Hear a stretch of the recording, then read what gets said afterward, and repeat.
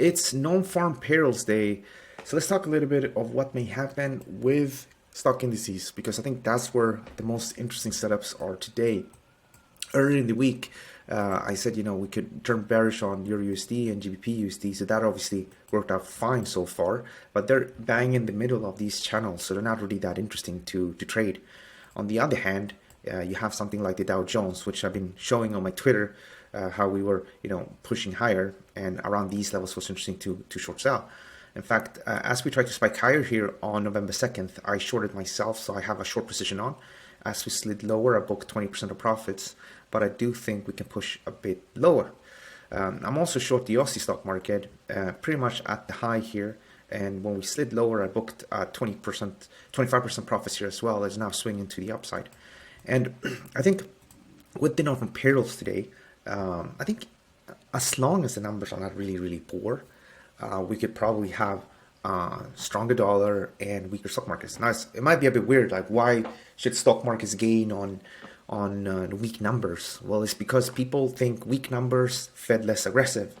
But the Fed is aware that the unemployment rate is going to weaken, right? That they told us that.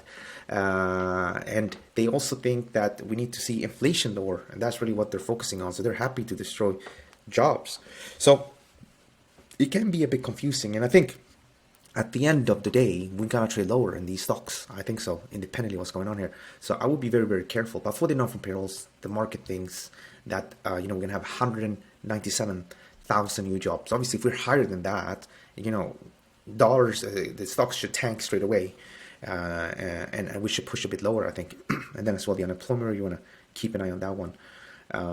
But it could be a situation where the numbers are very weak, and then suddenly, stocks actually gain.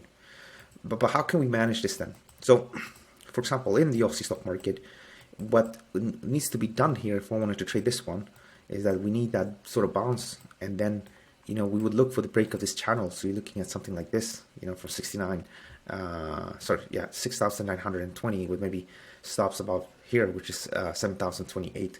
But I don't really think that's gonna kick in today. Where it could kick in, or where it could become interesting, is here in the German DAX. I think if I wasn't already short, I might have done something like this. So that's a 3.33 risk to reward ratio if I go short right now, which is not too bad. And if I wanted to wait and look for that spike, you get something like this, even a higher risk to reward ratio. And Eurostoxx 50 as well, something I wanted to trade, could also be potentially traded like this, where we are right now, unless I wanted to wait for a spike and then do something like this. So obviously, when we work with tight stop loss orders like we're doing here, there's a very high likelihood of being stopped out, okay? There's no question about that.